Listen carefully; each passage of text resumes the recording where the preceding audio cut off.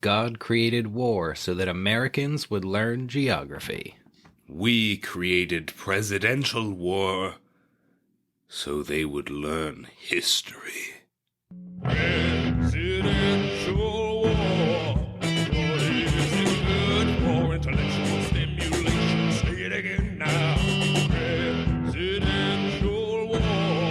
What is it good for business implication?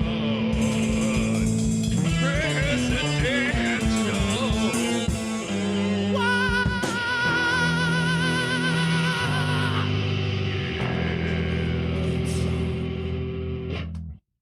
Hello and welcome to the Dead Presidents Podcast. We're back with another exciting installment of everyone's favorite game, Presidential War.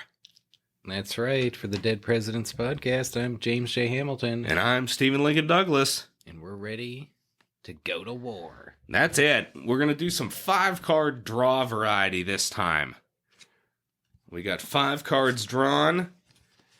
We'll have a category come up and we'll be able to choose between the 5 presidents we have in our hand.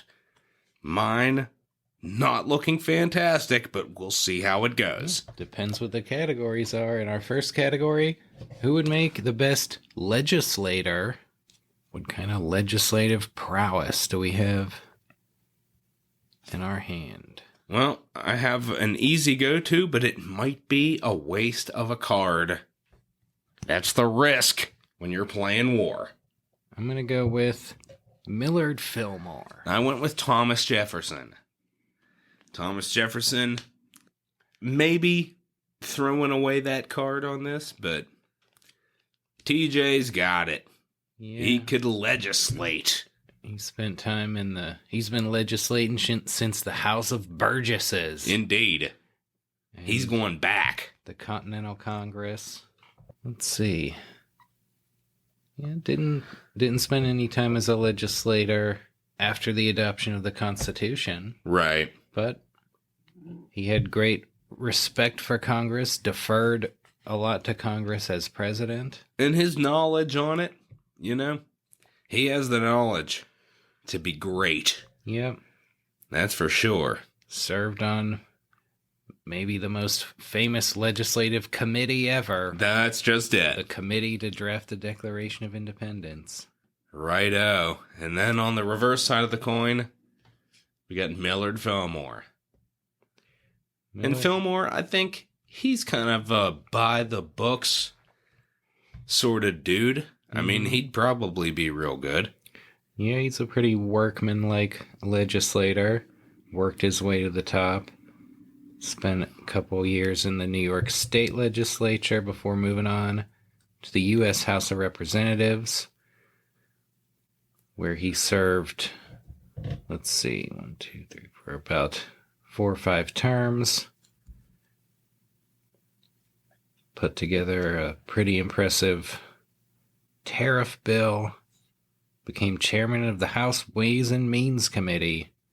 One of the most important posts you can hold in the House of Representatives. Indeed. Yeah, I mean, nothing to sneeze at for sure is Millard Fillmore, and I think he would be a solid legislator, but I think going up against Thomas Jefferson... Yeah, I think Thomas Jefferson's probably going to take him here. Yeah, it's a tough match to go up against Thomas Jefferson. Such a legend. Indeed. Let's see what that brings us to next. We have the category of looks. All right. Let's see what we come up with here. I'm going JFK. Okay, and this is a great battle. He's going up against Bill Clinton. Wow. They both had that kind of... They were a bit younger. Women loved them. They sure did. They loved women. That's right. If this were an event held, a beauty contest between Bill Clinton and JFK, all the tickets would sell out. That's it. The crowd would be full of women. Yeah, I mean, I think for classic, and just, well, yeah, I gotta go Kennedy. Yeah, I don't think you can't really knock Kennedy here. Bill Clinton almost a wannabe Kennedy. Sure. When it comes to his looks and his attitude towards women. Yeah, and he was suave and he had that voice and everything, but Kennedy, He was the original. That's it. Yeah, we gotta go JFK. Yep, he's a heavy hitter in the looks category. And that's gonna bring us to who would make the best Treasury Secretary? Well, that's interesting. I'm going to go James K. Polk. All right, and he's going up against John Quincy Adams. Wow.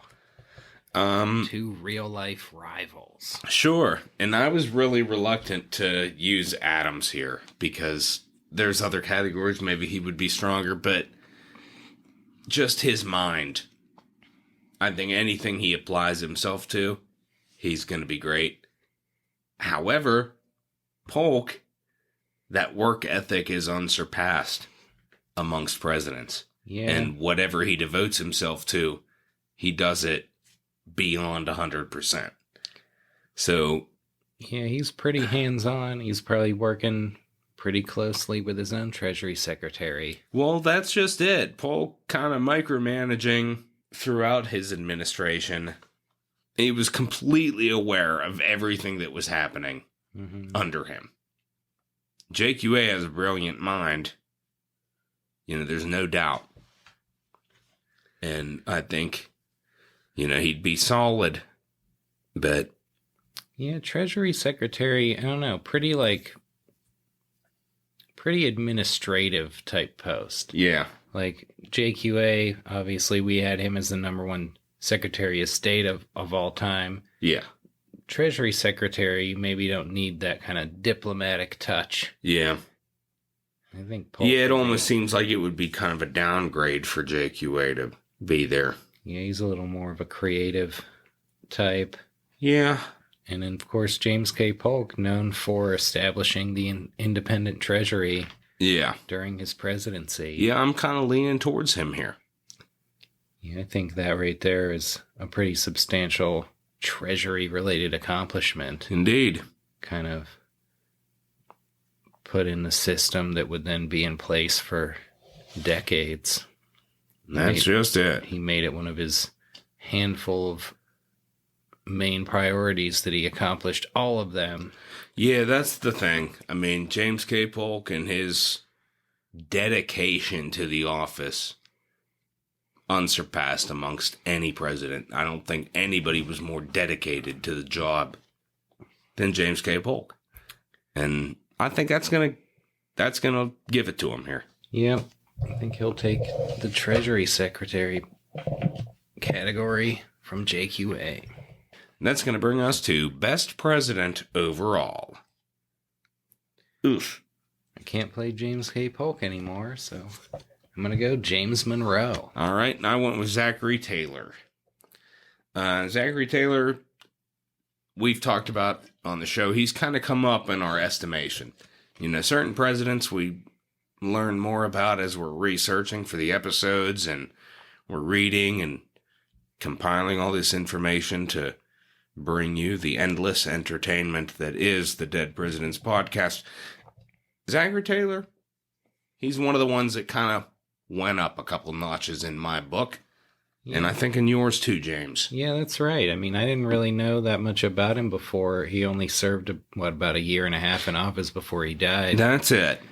Yeah, once we got into the kind of whole progress of the slavery debate and the expansion of territory in the decades leading up to the Civil War, yeah, it seemed like his stance on that was pretty impressive. Yeah, I think when you look at the presidents between Jackson and Lincoln, Polk kind of stands out, but I think Taylor has a better rating than maybe any of the others.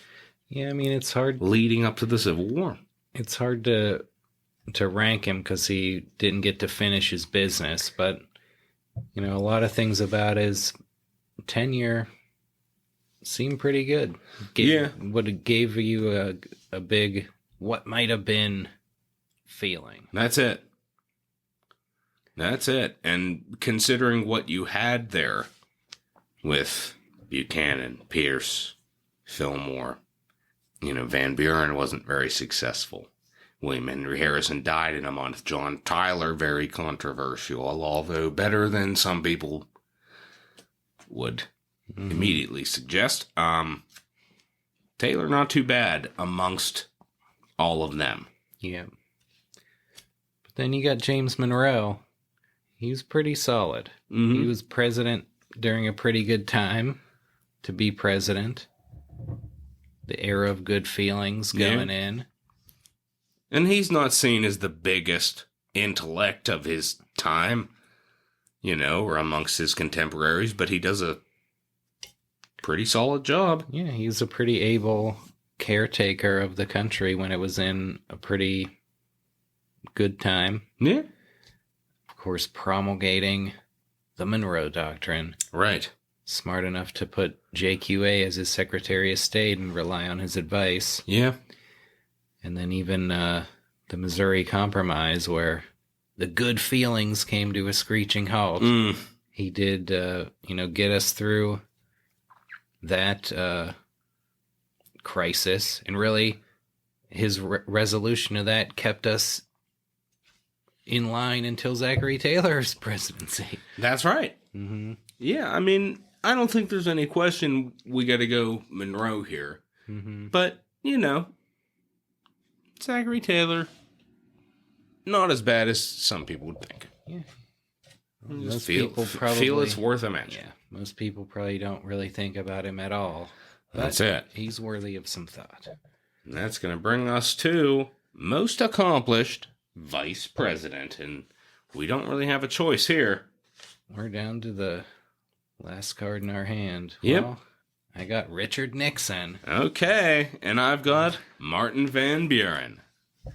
Richard Nixon had a couple vice presidents. One of them was on our top 5 worst vice presidents. Yeah. And one of them got I believe, an honorable mention for the top 5 best vice presidents. The first, of course, being Spiro Agnew, who had been governor of Maryland, I think. Yeah. Yeah. And then he became Nixon's attack dog to insult Democrats in the news. But then he got mired in a corruption scandal where it came out that he had been taking kickbacks from his days in the Maryland state government. Yep. He defiantly said it was all bullshit, and then he resigned. That's and it. Accepted a guilty plea for taking a bribe. There is that. And then, of course, you got Jerry Ford. Yep. Jerry Ford, strong member of the House, specifically chosen to replace Agnew. When Nixon was beginning to look shaky, they needed a steady hand to sit behind him and wait. Yeah. For the day that Nixon would resign. Ford doing a pretty good job, kind of like refreshing, staying out of it, keeping himself clean for the day when he would have to take over. That's it. He was in a pretty rough spot coming in there, and he just had to remain above the fray. Which he did. Mm-hmm. And as for MVB, you got Richard Mentor Johnson, the infamous Richard Mentor Johnson of Kentucky. Boy, he was a Democrat who'd served in the House and the Senate, and during the War of 1812, he serves under General William Henry Harrison, taking part in the Battle of the Thames in 1813, where he is seriously wounded, and according to his own account, he personally killed Tecumseh. He returns to Congress, and he is a leader in the campaign to abolish imprisonment for debt, and he is an ardent supporter of Andrew Jackson. Jackson chooses him to run for vice president with Van Buren in 1836, a choice he dictated to the Democratic Convention in Baltimore. Jackson kind of just springs it. Yeah. He says, this is going to be the guy. Some Democrats not all that too thrilled with Richard Mentor Johnson. Well, yeah. He's pretty unpopular in the South because he had taken a slave as his common-law wife, and he raised and educated their mulatto children as free persons. So, heaven forbid, right? Yep. And Democrats are going to decline to nominate him or anyone else for vice president in 1840. At the end of his term, in 1841, he returns to Kentucky, where he serves briefly in the state legislature before retiring to public life. A controversial figure, Richard Mentor Johnson. I guess how accomplished he is depends on whether you believe that he really killed Tecumseh or not. Yeah. Sounds Well, like... I mean, I'd say he's on the right side of history for his marriage and his children. Yeah. You know, a bunch of poo-poo heads, like, you know, coming against him on that, but... It's pretty impressive that he just didn't give a fuck what people thought about that at the time. Yeah, I mean, I'd give him that. Is he enough to beat Jerry Ford? Well, Jerry Ford, kind of the refreshing drink that the country needed. Yeah, I don't know. I mean, I think Richard Mentor Johnson would beat Spiro Agnew. Mm-hmm. I don't know. Do I have to take Agnew and Ford together? Kinda. Yeah, I mean, you gotta factor in... I would say, yeah, you should have to factor in both. Yeah. So, I don't know. I mean, the goodness of Ford somewhat canceled out by the badness of Agnew. Well, and I think, like, what Ford had to go through, too, kind of gives him a pretty significant edge. Yeah, I mean, that's an unprecedented goddamn situation. Yeah, I agree that Ford is pretty impressive as a vice president, but... I mean, I'm kind of inclined to... Agnew is very bad. So right. I don't know he's not great. How much that drags the total Nixon vice presidents down. Yeah, I mean, well, look at Van Buren's tenure and what Richard Mentor Johnson did as vice president. Probably amounted to shit. Yeah, I mean, yeah. You know, I think you got to give it to Ford because, like I said, you're dealing with fucking history. I mean, he was in a place nobody had ever been. Well, I agree. And the way he had to handle himself had to be a certain way. I mean, he became vice president and president of the United States without anybody ever voting for him. I think that says a lot about what others thought about his ability. Well, I think he's the more important. Well, yeah, I definitely agree with that. So I'd say I think he gets it despite Spiro Agnew. Okay. Jerry Ford triumphing, dragging Spiro Agnew across the finish line for that. Indeed. We're going to draw 5 more cards. Let's see what we have to offer for the category of who would you rather have date your daughter. We're happy to have a wide selection to choose from here. I'm going with the safest choice in my hand, Dwight D. Eisenhower. I'm going to go William Howard Taft. Okay. Not bad. With Ike, you got sports, you got the military. It's at a certain point. I mean, I don't know if we want to say, like, he's already in the service when he's dating our daughter, but we got to give him that. Yeah. He's on his way to West Point, at least. Sure. He's a pretty stand-up dude. Taft, now he's coming from a political family. Yeah, he's from a very prestigious family. Yeah, and pretty well off. Ohio politics, pretty crucial. Yep. So, I mean, he's definitely got that going for him. Yeah, he's got Yale University. He's pretty well connected, and then he's also pretty hardworking. Mm-hmm. Pretty hardworking guy, and seems like a pretty decent guy. Very likable. Everyone likes him. If your daughter were like Nellie Taft with no higher ambition than to be married to a president, you could do worse than William Howard Taft. Indeed. Both. But if your daughter really wanted like six-pack abs, maybe Taft is not her man. That's it. I mean, they're both pretty solid dudes. And as the father, you shouldn't be one to judge based on appearance. No, yeah, that's not the kind of thing the father does. That's it. But then, I know, with Dwight Eisenhower, he's in the military. You gotta think your daughter's gonna be at home worrying that he's gonna die when he's over fighting in World War I. There's those problems where Taft is like he's got political connections. It's looking good. Yeah, I think as the father, you're kind of leaning towards that security. Yeah, that was the classic thing where William Henry Harrison, his bride, her father didn't want her marrying a military man. Right. That's always a tough thing for a father. The Eisenhowers probably moved around a lot. Yeah. The Tafts they got to go to the Philippines and Washington, D.C. That they did. I just think maybe from a fatherly standpoint, the security of Taft's place in life would probably be more comforting. Yeah, I'd agree with that. Eisenhower, obviously a bad man, but I think just from an early standpoint as a father, you're thinking, boy, a military wife has got it tough. Mm-hmm.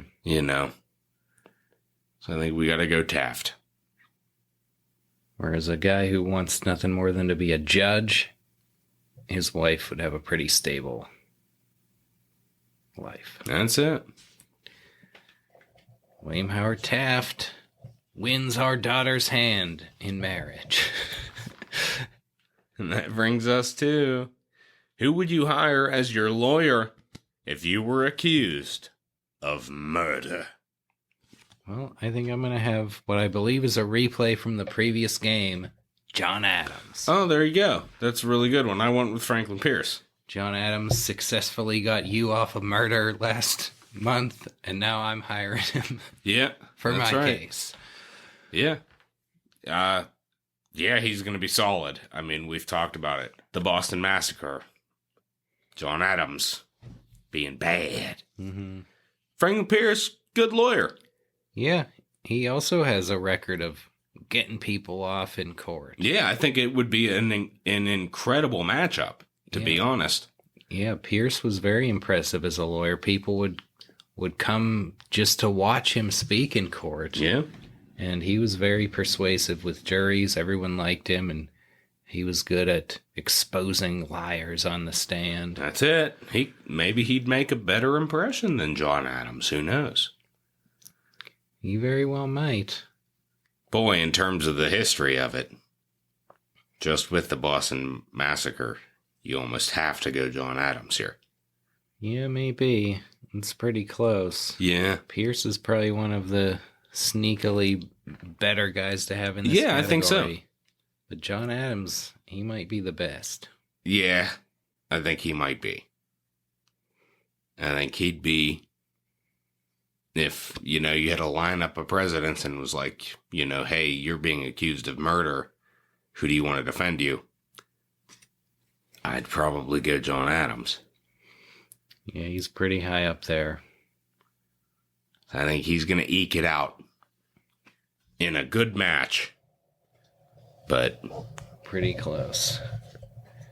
Franklin Pierce deserves recognition and respect for his lawyering. Yeah, I feel that the history is there with John Adams, though. Mm-hmm.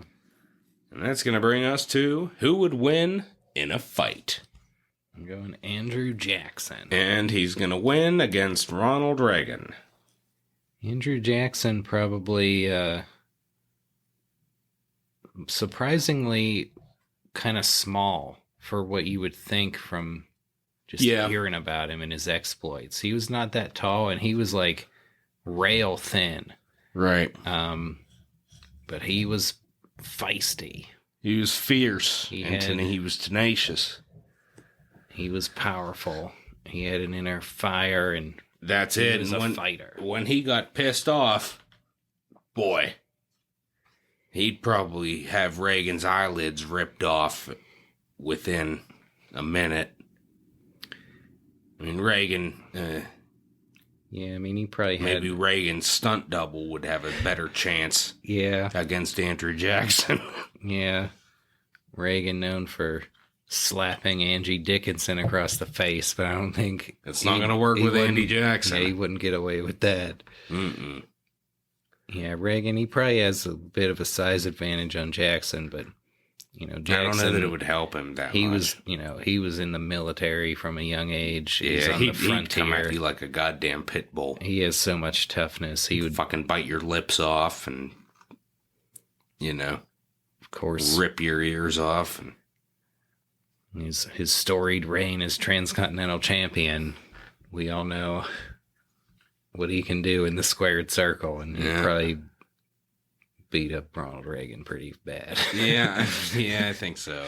I mean, I'm not going to say Reagan's like a weakling. I mean, he took a fucking bullet and walked into the hospital himself. That's true. So you got to give him credit for that. But Jackson carried a bullet in his chest for a lot of his life. Yeah, Jackson took a bullet and then killed another man immediately afterwards. Yeah, If Ronald Reagan had got shot and then said, "Hold on a second, give me your gun," and shot John Hinckley himself, then it'd be pretty bad. He might have a chance, but no, this is Jackson.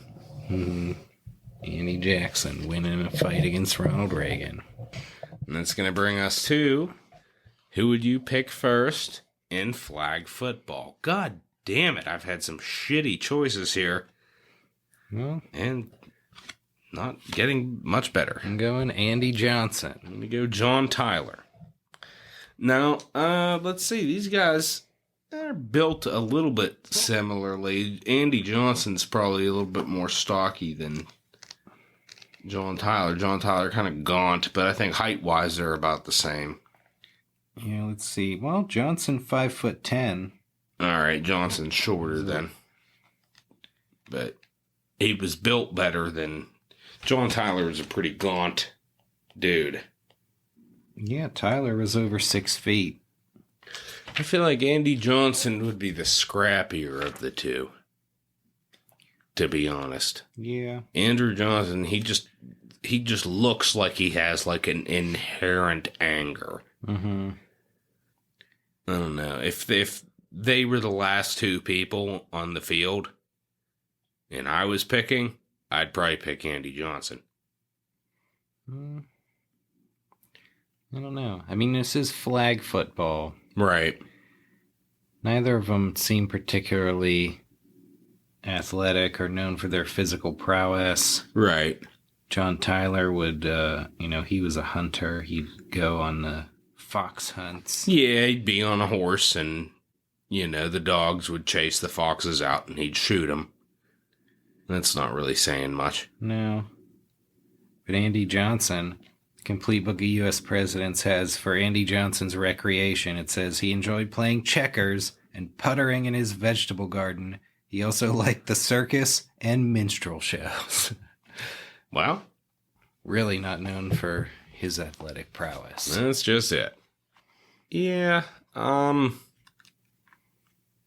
don't know. I mean, in flag football... Yeah, maybe you want to go with the more live John Tyler. I would think Tyler would probably, be faster in a foot race, and he's a little taller. He's probably a little more of an asset on the flag football field. Yeah. Well, I'm not going to argue. Yeah, I'd go with Tyler. John Tyler taking it from Andy Johnson.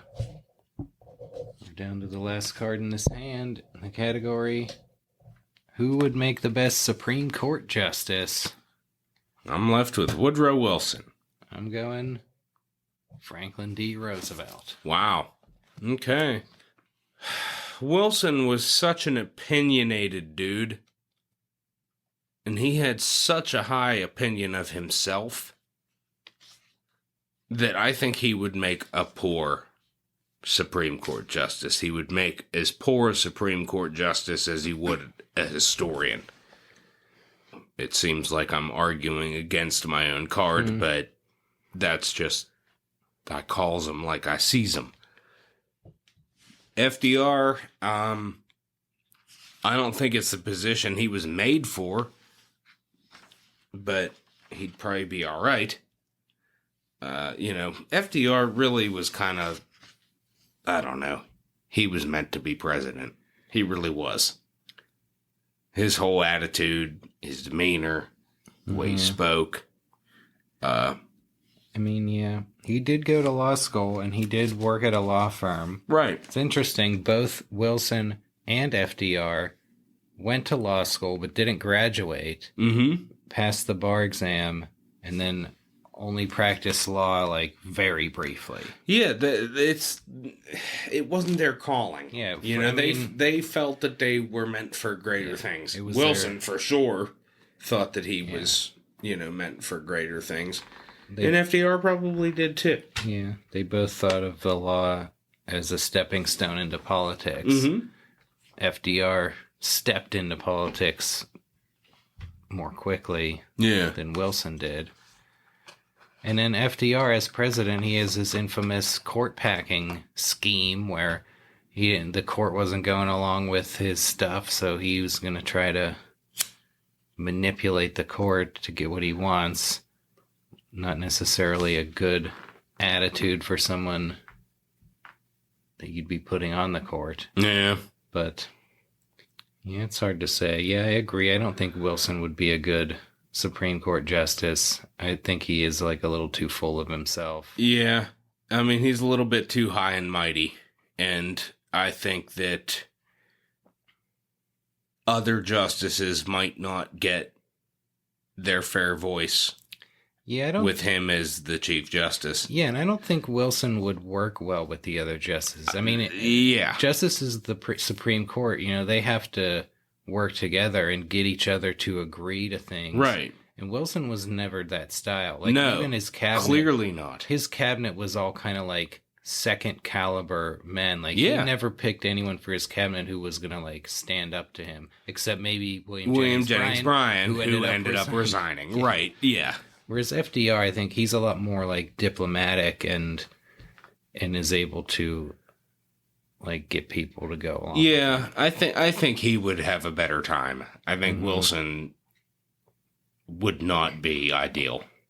Yeah, you might not think that FDR, he wouldn't be, like... I don't think he's made for it, you know what I mean? But I think he would do better than Wilson would. Yeah, you wouldn't necessarily see FDR as, like, he's writing the... landmark intellectual opinion. Right. But I think you could see Wilson writing the landmark, like... personal opinion, Wilson would be writing the landmark decision reaffirming Plessy versus Ferguson. Yeah, maybe so. Yeah. So I'd go with FDR here. FDR, gonna take it, and... 5 new cards coming up. And our next category is post-presidential accomplishments. I'm going Jimmy Carter. Oh boy, I gotta go TR. Teddy Roosevelt. And, Teddy Roosevelt, he had some serious adventures. And killed some things from museums. And almost died in the process and all that. And he also kind of fucked up his own political party. And Jimmy Carter, I mean, hands down, the most saintly of the post-presidencies with his Habitat for Humanity, all of his humanitarian efforts. Truly a good human being, as we've said many times on this podcast. Yeah. I think we had this exact matchup in this category pretty recently, and I think TR won. It was a pretty close call. Yeah, I think Jimmy Carter is definitely, in modern times, really kind of like a quintessential ex-president. I think so. Where he's not being like controversial or Right.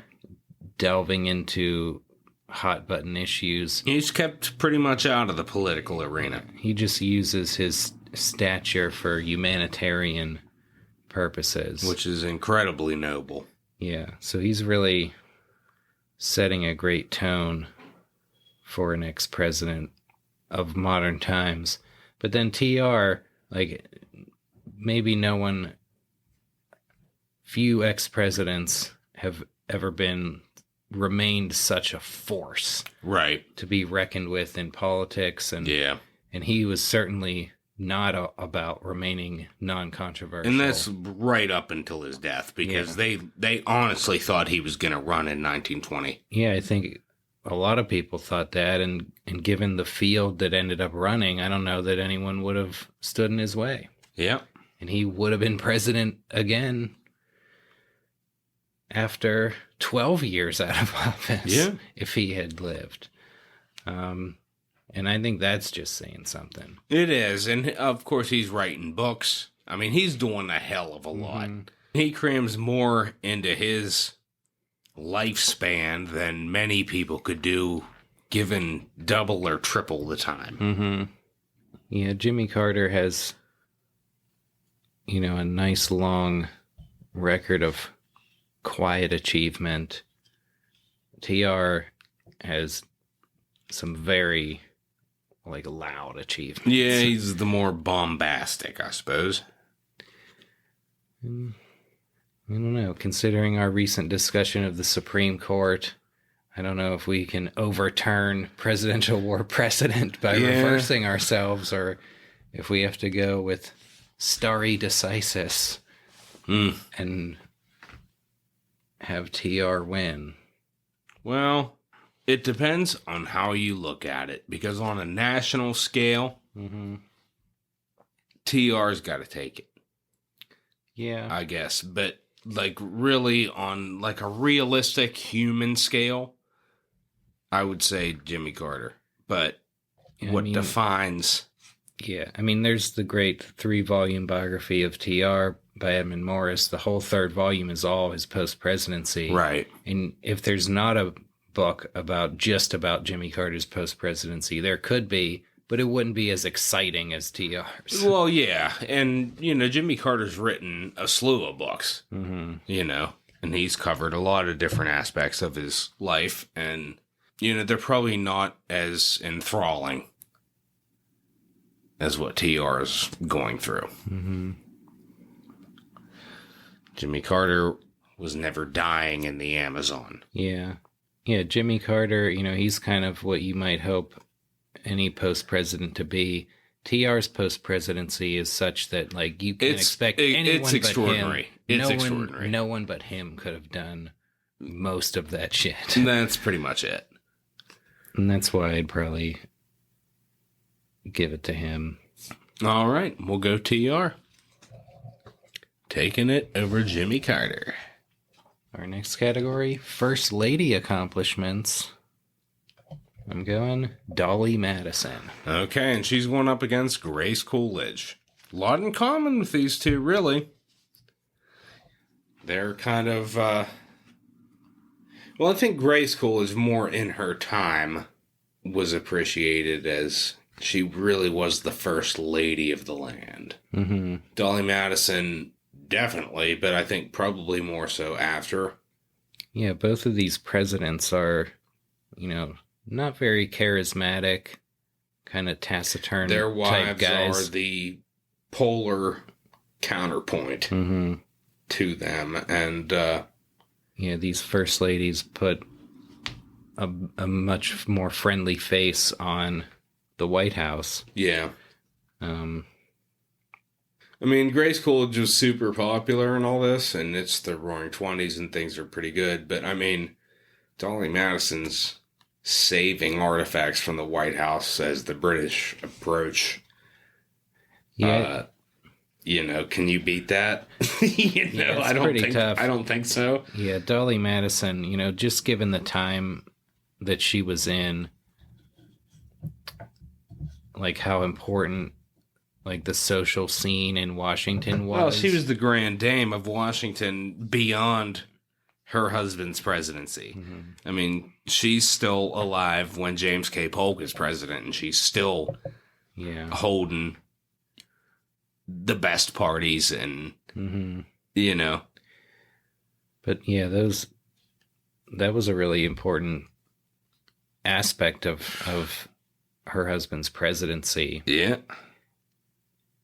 And yeah, we had, I believe, Zachary Taylor coining the term First Lady of the Nation in his statement upon Dolley Madison's death. Yeah, and she truly was. Yeah. And I think Grace Coolidge was. I mean, people loved her. Super popular, but she didn't have to go through the shit that Dolley Madison did. And yeah, I mean, I think you got to hand it to Dolley Madison, man. Yeah, I think she's one of the most accomplished first ladies, and for the kind of early era, she's kind of like the benchmark of what you wanted a first lady to be. Yeah. During that age. Yeah. I mean, Abigail Adams was ahead of her time, in terms of her political opinions and stuff. Dolley Madison seemed to be just perfect. Yeah. For where she was, and yeah, she's hard to knock in this one. I think we got to hand it to her. Dolley Madison taking the category. We're moving on to who would make the best Secretary of State. I'm going to go Herbert Hoover. I'm going Rutherford Hayes. Wow. It's kind of a tough one. Yeah, Herbert Hoover, he was Secretary of Commerce before he was president, but he had a lot of kind of international experience with his relief efforts during World War I. And he was pretty well traveled. He spoke Mandarin. I think while he was Commerce Secretary under Coolidge, he was kind of, maybe some would say, interfering in State Department matters. Yeah, perhaps. Trying to give some unsolicited advice on China and various things. Yeah, and Coolidge considered it bad advice. Yeah, I think at one point Hoover was kind of suggesting that the Secretary of State, Kellogg, might be resigning and that Hoover might be replacing him, and then Coolidge had to issue a statement saying that wasn't true. So Hoover certainly had some aspirations to be Secretary of State, and he thought that he would do a great job. Well, I think Hoover definitely had more world experience than Hayes did. Hayes, I think he'd probably do fine, but I'm thinking about it in the context of the time. Yeah. Herbert Hoover, the shit he did in Belgium and stuff during World War I, he's more worldly far and away, so that might give him the edge. But that's not to say Hayes would be bad at it. It's hard for me to look past, the context of the times. I'm thinking of Hoover and, World War I and all that shit, and then Hayes, it's all right, well... Yeah, there wasn't as much foreign policy stuff going on. No. At the time of It's Hayes' not to say he would have presidency. done poorly with it. No. But... Yeah, he was generally just, a pretty smart and able guy. Yeah. Who would probably succeed in whatever he put his mind to. Yeah, I think so. And Hoover, obviously intelligent. His resume just seems like it has a little bit more... That's what I'm leaning towards. Secretary of State type things on there. That's kind of what I'm thinking. I think he would eke this out ever Hayes. Yeah. Herbert Hoover. Vacuuming up this category. Indeed. We move to our next category. Whose family member would make the best president? So we've got to reach down into the families of these presidents and see if anyone else there would make a good president. That's it. I think one of these I used last time, so I am hesitant to do it again. But the other one doesn't really give me much. I'm going to go with James Garfield, thereby his son, James Rudolph Garfield. Nice. Interior Secretary under Teddy Roosevelt. I'm going to go with George Washington and go with his older brother, Lawrence Washington. Wow. Okay, that's interesting. That's really interesting. That's not one I would have thought of. Yeah. What was your line of thinking there? That's really... Well, just that Lawrence Washington was a super important, almost like father figure to George Washington. Yeah, it's hard to consider Lawrence Washington because he was dead long before there ever was a presidency. He died in or even Barbados or something from tuberculosis, I think. Yeah, he was dead long before there was even a country of the United States, but he was somebody who, George Washington really looked up to. Wow. Then you'd have to think that there's something presidential about him. That's a super interesting choice, dude. Yeah, Lawrence, I really like that. He was quite older than George Washington. Their father died when he was young, so he really kind of helped raise him. And Lawrence, he served in the British, military, fought in the War of Jenkins' Ear against the Spanish, and he served in the Navy. He established Mount Vernon, naming it after his naval commander. Yeah, and we know what a huge influence he was on George Washington. Wow, that is a really solid pick. James Rudolph Garfield, Secretary of the Interior under Teddy Roosevelt. Teddy Roosevelt said he was probably the best to ever hold that position. Obviously, a lot of stuff going down in that regard under TR's administration. His father had been president. Maybe there would be kind of a, I'm going to finish my father's work kind of thing with him. But, man, Lawrence Washington, that's really solid. And that's really something I've never actually considered. Had Lawrence Washington lived, what could his role have been? Yeah. Who knows? I mean, by the time the presidency was established, he would probably have been too old. Yeah. But you got to figure he might have been a major leader during the Revolution. Yeah. One of the Virginians leading the way. Or perhaps he would have persuaded his younger brother to be a loyalist and the British would have won the war. Oh, boy. Yeah, who knows what young George Washington would have done if his older brother was around.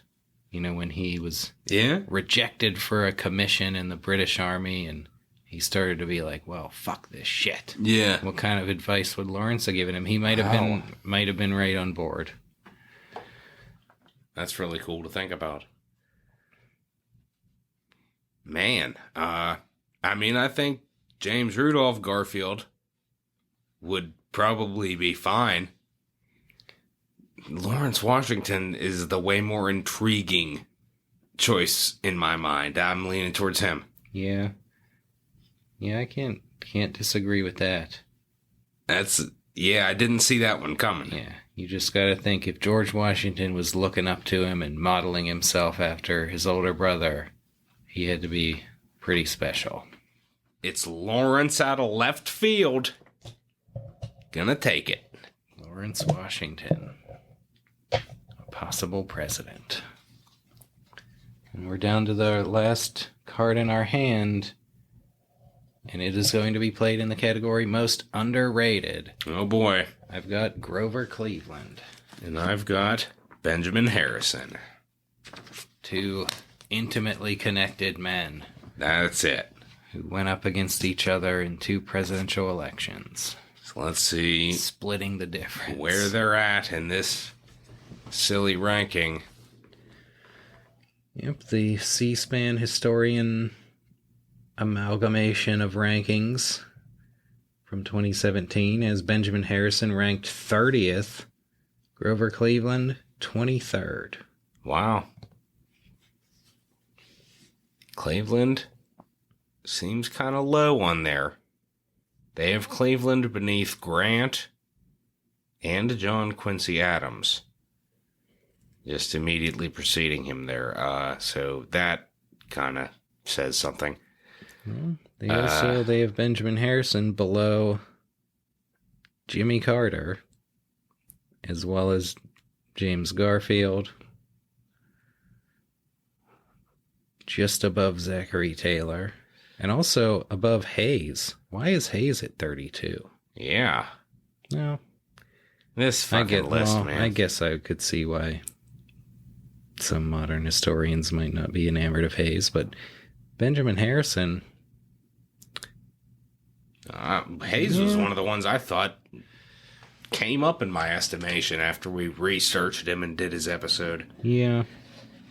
That's why, 32 seems low. Yeah. I'd think he'd be more middle of the road. Yeah, I would. That's what I would think, more middle of the road than Grant or John Quincy Adams, who are pretty much middle of the road on this list. Yeah. But yeah, Benjamin Harrison, he's pretty low. Yes, he is. He wasn't like a world beater as president. No, there really wasn't much significant to go down. In a lot of people's minds when he was president, it was kind of... They had the $1 billion Congress. Well, spent a lot of money, especially on Civil War veterans. Yeah, that's for sure.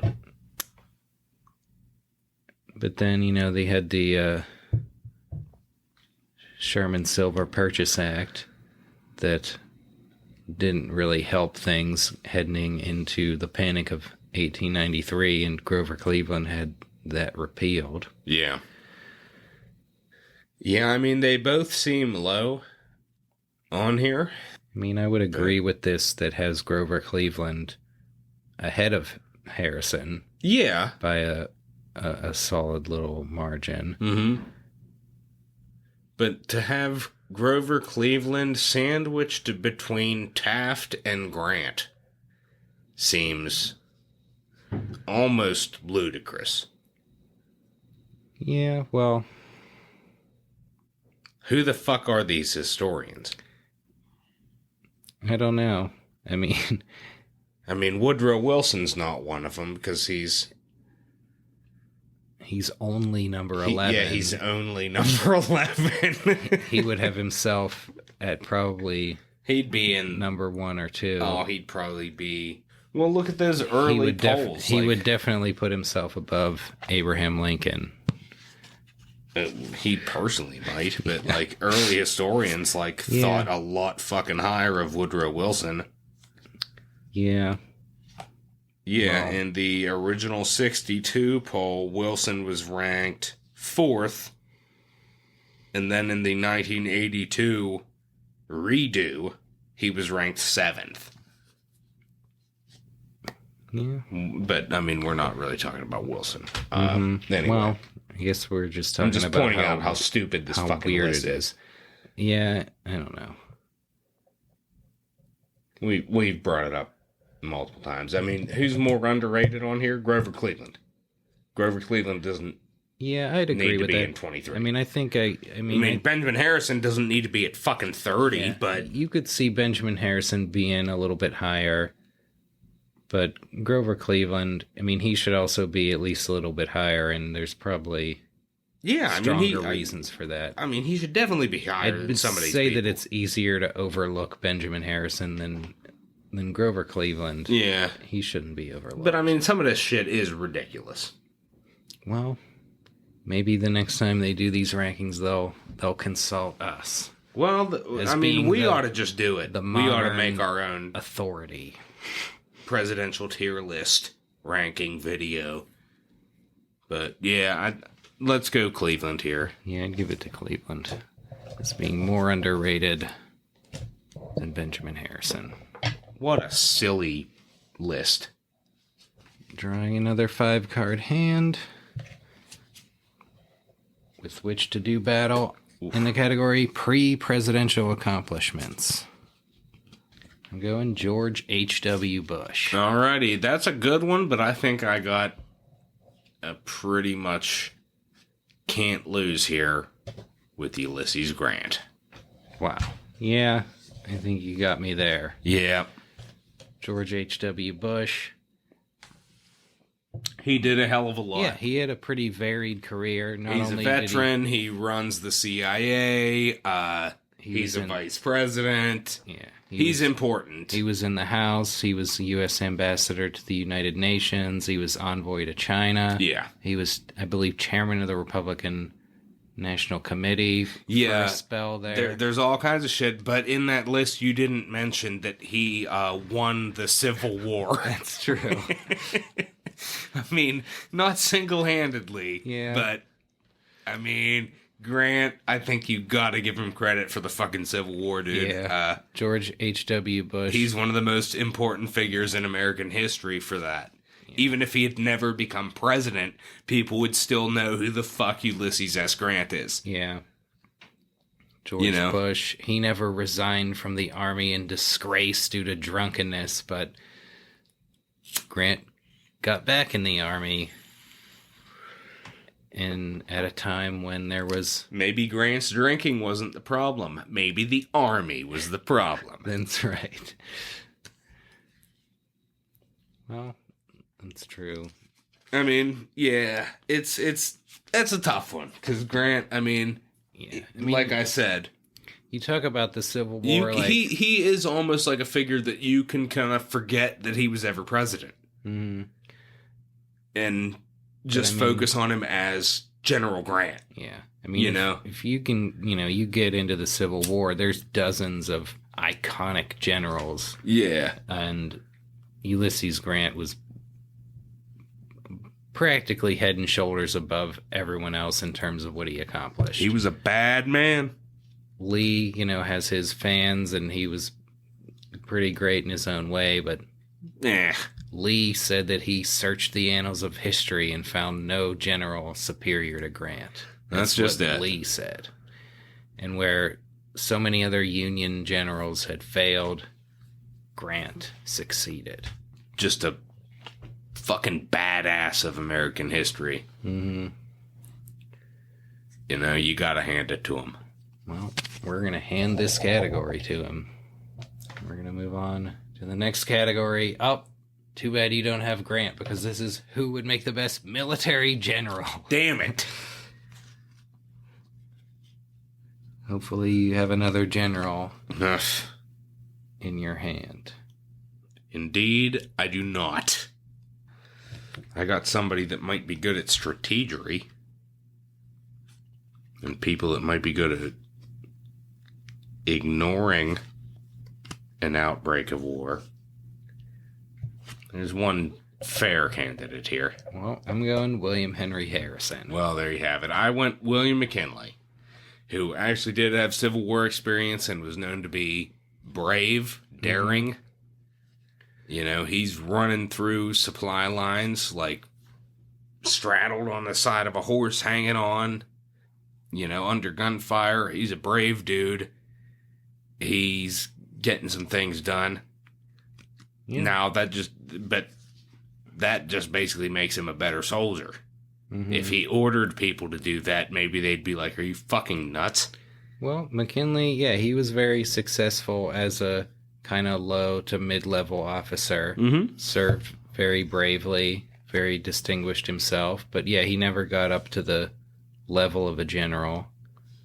I think there was one time where he kind of gave Yeah, he gave orders to a general. He was a messenger who delivered a message, and the general said, I'm not doing that. And McKinley took it upon himself to order the general in the name of the general that he was bringing the message from. Yeah. So he could take charge in the field of battle, and that was a critical I think he'd probably be good, but William Henry Harrison is proven. Yeah. William Henry Harrison made a name for himself as a general. Yeah, for better or worse. I mean, for worse if you're a Native American. Well, that's true. But he fought the war he was assigned to fight, and he was pretty damn effective at it. That's it.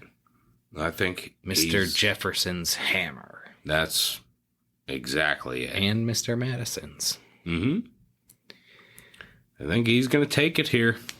William Henry Harrison winning the Battle of Tippecanoe, the Battle of the Thames, and this hand of presidential war. That's it. And that's going to bring us to Biggest Partier. Well, as listeners of our recent Warren Harding episode will recall, I'm going Warren Harding. I went with George W. Bush. Wow. So that these guys would have a really good time out together. These are two titans of partying. Yeah. There could be a movie. Two guys. About these two. Yeah, somewhat famous for partying too much. Maybe only a handful of presidents known for partying too hard. Yeah. Warren Harding, infamous for his poker games. As a senator, everyone was gathering at his house. And then even as president, he was still holding poker games. That's it. Still drinking during Prohibition. Even though he shouldn't have been because of his health. Yeah. I mean, he said that, towards his final years there, he wasn't only having like one drink because he couldn't handle it due to his health. But it's a guy who, he's not going to put down the glass even when the Constitution says you have to. Yeah.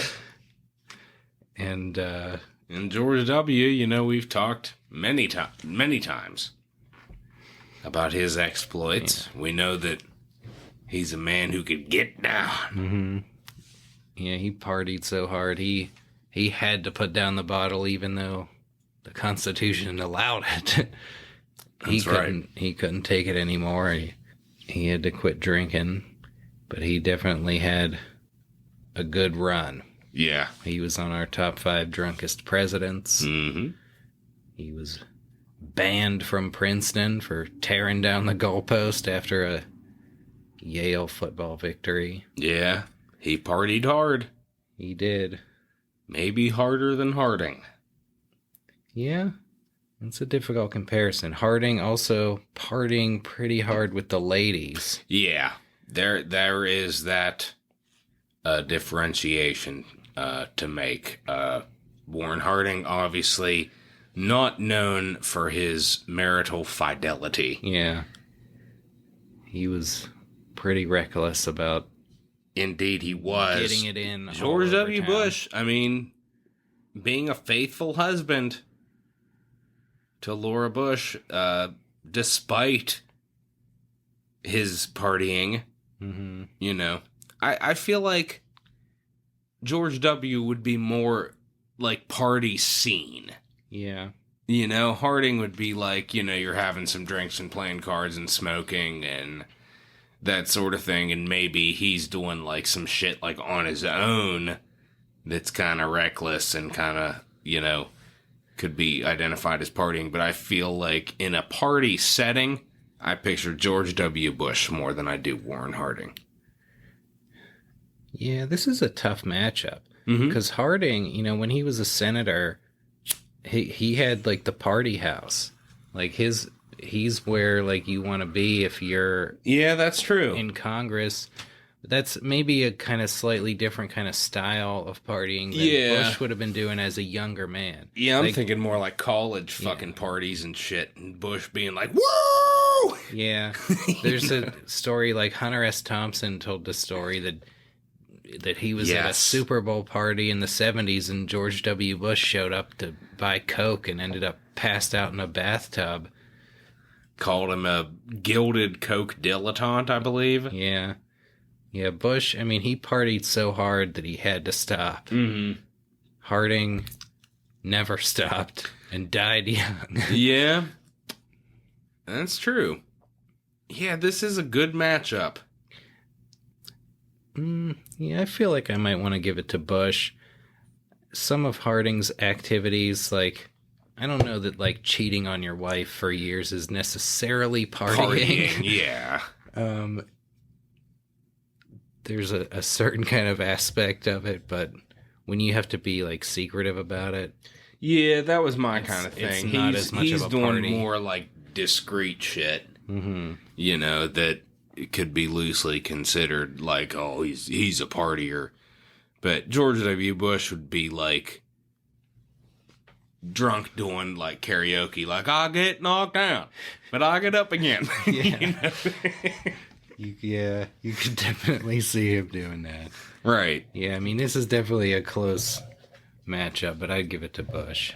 Alrighty, we're going to give it Titans. a clash of partying titans. The George W. Bush going to take it here, and that's going to lead us to biggest election victories. And wish I had that Warren Harding back. Yeah. I'm going with Barack Obama. Alrighty, and he's going up against James Buchanan. Let's take a look at the election. He did win 45% of the popular vote. Yeah, that was against Fremont's 33 and Millard Fillmore's 22, a respectable 22% of the popular vote for Millard Fillmore. And electorally, Buchanan with 174, Fremont with 114, and Fillmore with 8. Yeah, it's a pretty strange election in terms of party layout goes. It really is. The first time that you have the Republican Party. And then you've got Fillmore with the Know Nothing Party or the American Party. And you you don't have the Whig Party anymore. Right. A pretty strange layout, but Buchanan coming out ahead.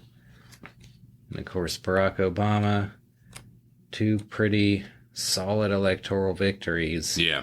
Against John McCain and Mitt Romney.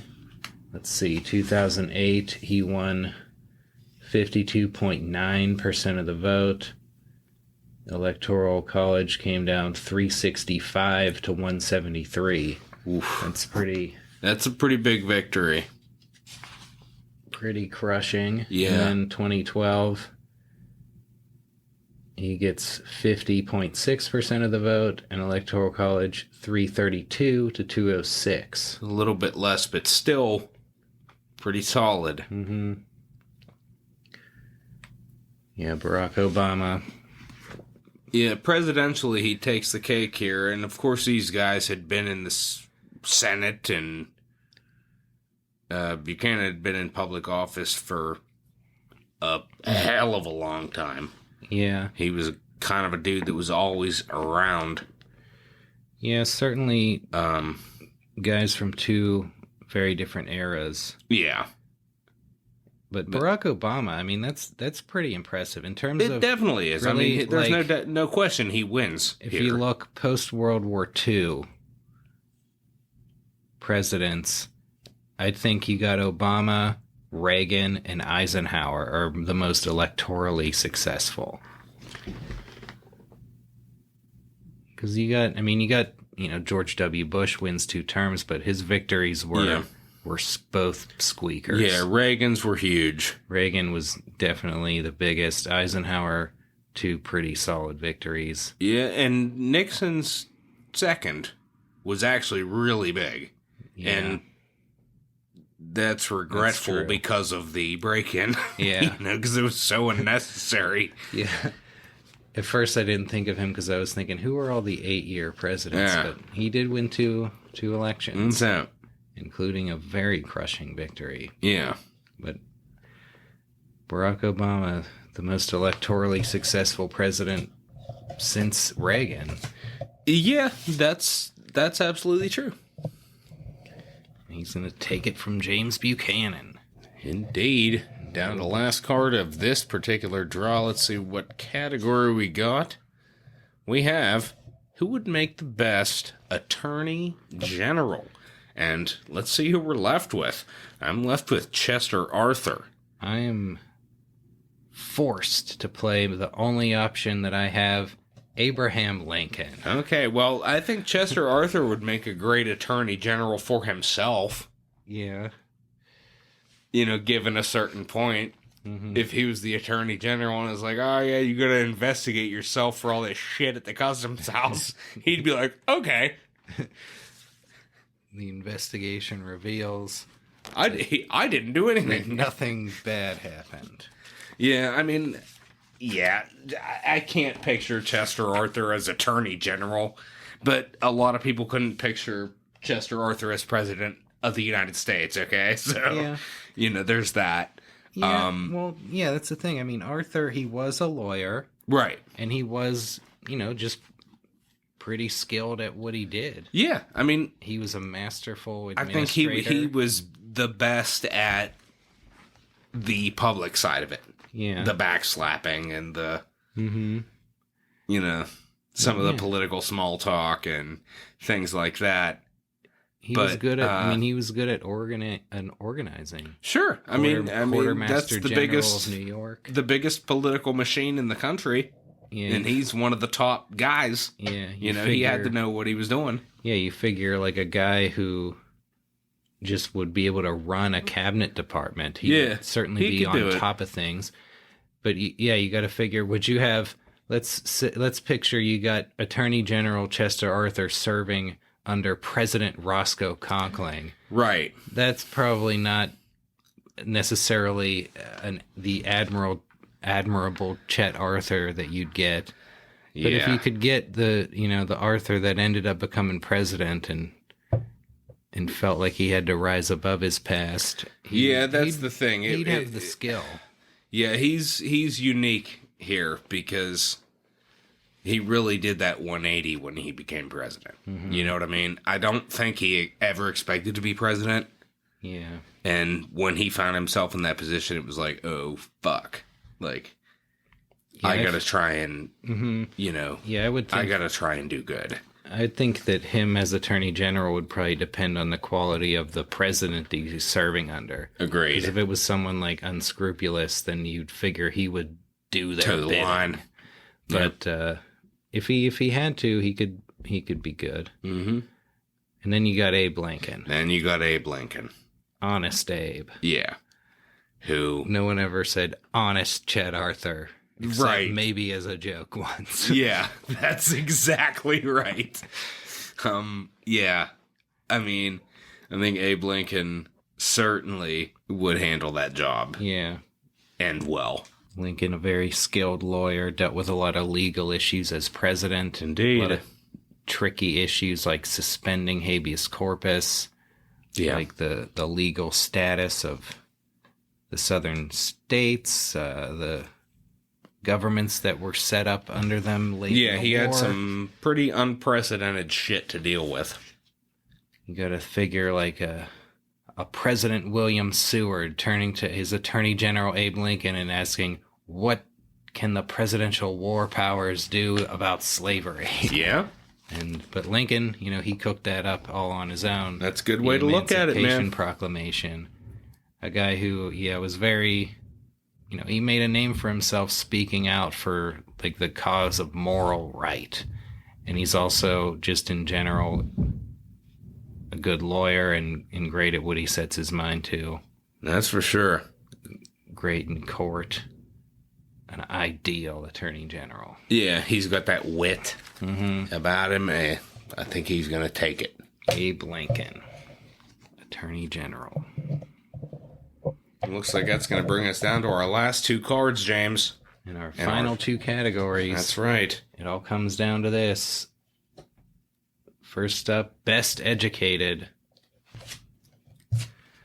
Well, I'm going Lyndon Johnson. And I'm going to Jerry Ford. Jerry Ford, University of Michigan, of course. And he's playing football, but he does some pre-law. He ends up choosing politics over football. But, I mean, you're going to get a good education from University of Michigan. Go Blue. Well, Hail to the fucking victors, bitch. University of Michigan is one thing, but Lyndon Johnson, he graduated from Southwest Texas State Teachers College. That sounds legit. Known for its epic football clashes against the Michigan Wolverines. No.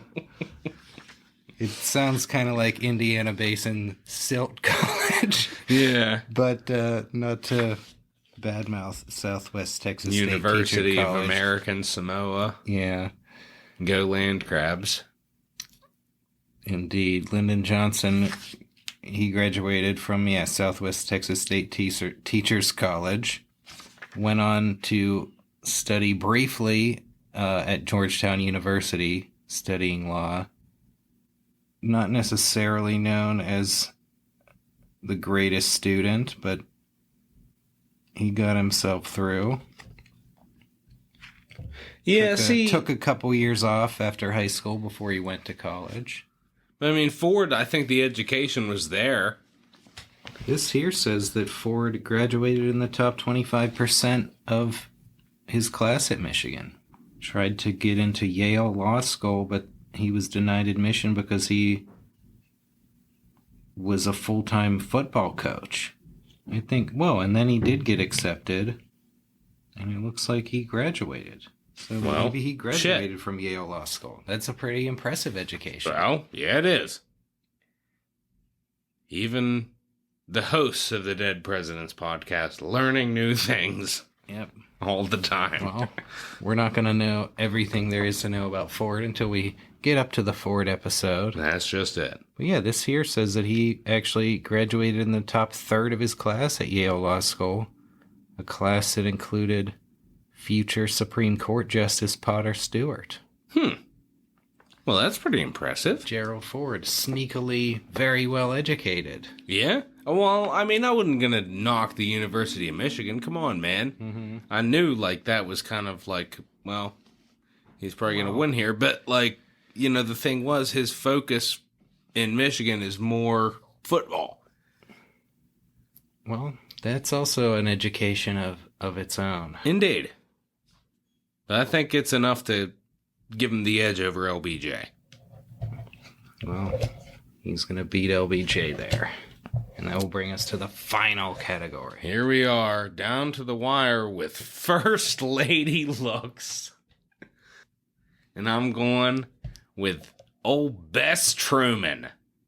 Well, left with only one card in my hand, I am constrained to rely on the 21-year-old Frances Cleveland. Oh, boy. Of the two Cleveland cards, I have first term Cleveland. So we get the youngest version of Frances Cleveland. Well, yeah. I mean, Bess Truman, pretty cool lady, you know? I like her. She's just a good all-around homespun lady. No nonsense, you know? But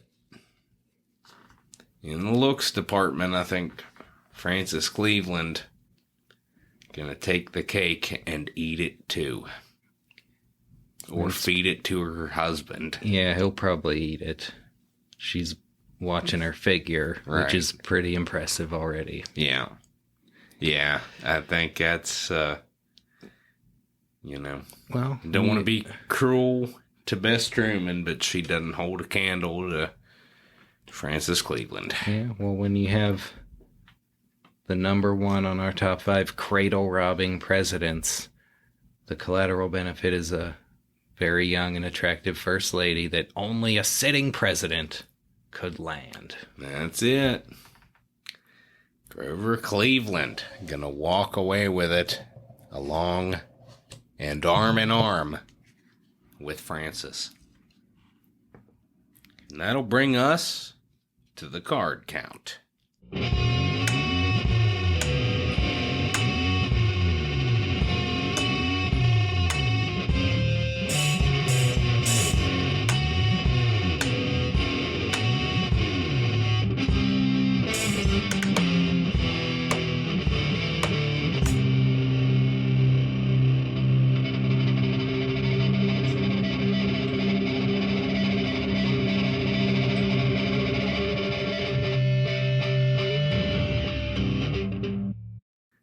And we're back.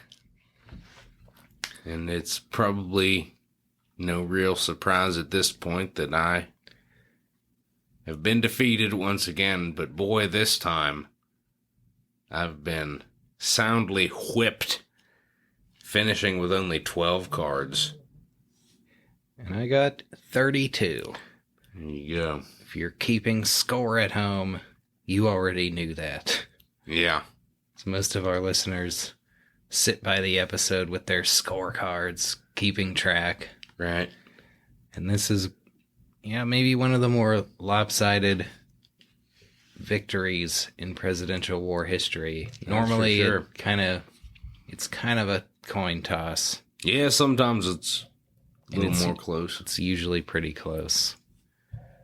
But this time the cards fell my way. that's just it. Presidential war could go any way. Yeah, a lot of the times especially this version of the game, you get down to the last card in your hand and you end up being screwed. But I was lucky to have Attorney General Abe Lincoln and Francis Cleveland. Yeah.